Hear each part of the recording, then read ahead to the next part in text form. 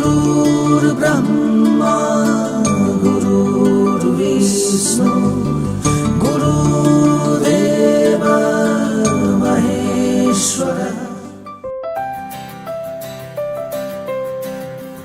তেওঁৰ নাম ৰঙিলা মেধি।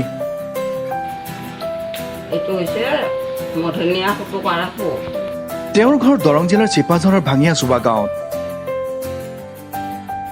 দৰঙৰ ৰঙিলা এতিয়া হেজাৰজনৰ বাবে হৈ পৰিছে আদৰ্শস্বৰূপ।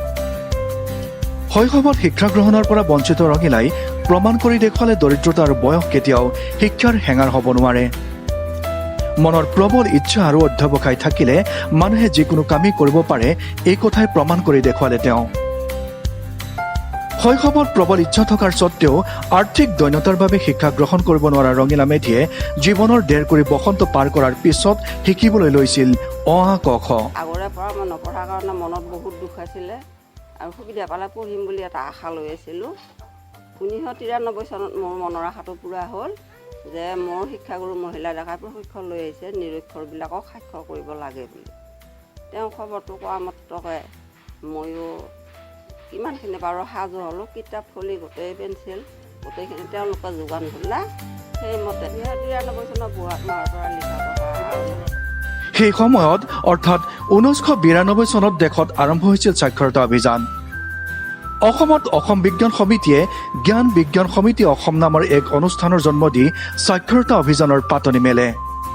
সেই অনুসৰি দৰঙৰ চিপাঝাৰৰ খণ্ডটো চলা এই সাক্ষৰতা অভিযানত আন বহুতো প্ৰাপ্তবয়স্ক পুৰুষ মহিলাৰ দৰে ৰঙিলা মেধি অংশগ্ৰহণ কৰি স্বাক্ষৰ হয়।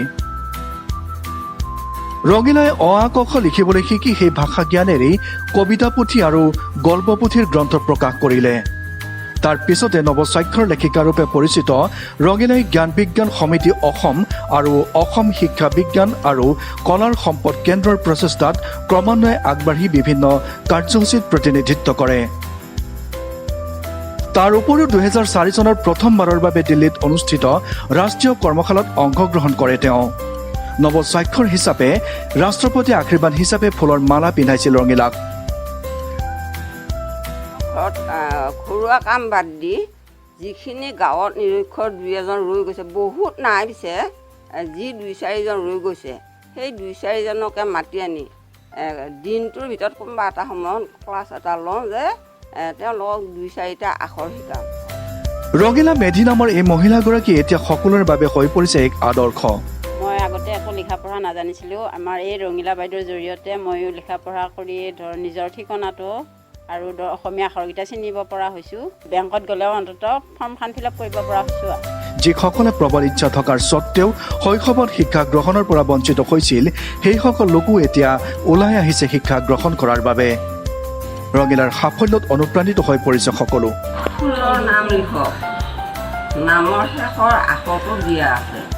বৰ্তমান সময়ত ৰঙিলাই ওচৰ চুবুৰীয়া অঞ্চলত থকা অশিক্ষিত লোকসকলকো লিখা পঢ়া শিকাই বিলাই আছে শিক্ষাৰ জেউতি।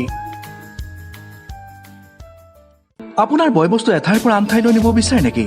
অথবা দূৰত থকা কোনোবা আত্মীয়লৈ পঠিয়াব বিচাৰে নেকি সামগ্ৰী? যদি বিচাৰে তেন্তে আজিয়ে যোগাযোগ কৰক মেধি পেকাৰ্ছ এণ্ড মুভাৰ গ্ৰুপৰ সৈতে। অতি কম মূল্যতে সামগ্ৰী পেকিং, পৰিবহণ আৰু স্থানান্তৰিতকৰণৰ সুবিধা আগবঢ়াইছে মেধি পেকাৰ্ছ এণ্ড মুভাৰ গ্ৰুপে। কেৱল আপোনাৰ অঞ্চলতে নহয়, ভাৰতৰ যিকোনো স্থানলৈ অনায়াসে মেধি পেকাৰ্ছ এণ্ড মুভাৰ গ্ৰুপৰ সহায়ত কঢ়িয়াব পাৰিব আপোনাৰ সামগ্ৰী। কেৱল সামগ্ৰী নহয়, বাহনৰ পৰিবহণৰ সুবিধা আছে মেধি পেকাৰ্ছ এণ্ড মুভাৰ গ্ৰুপত। ঘৰুৱা সামগ্ৰী পেকিং আৰু স্থানান্তৰিতকৰণ, বাহন পৰিবহণ, কাৰ্যালয় স্থানান্তৰিতকৰণৰ লগতে বিভিন্ন পেকেটিং আৰু মুভিঙৰ বাবে আজিয়ে যোগাযোগ কৰক 6913333595 আৰু 9435435919 নম্বৰত। উচিত মূল্যত আমি আগবঢ়াওঁ দ্ৰুত আৰু সুৰক্ষাত্মক সেৱা Medhi packers and mover group.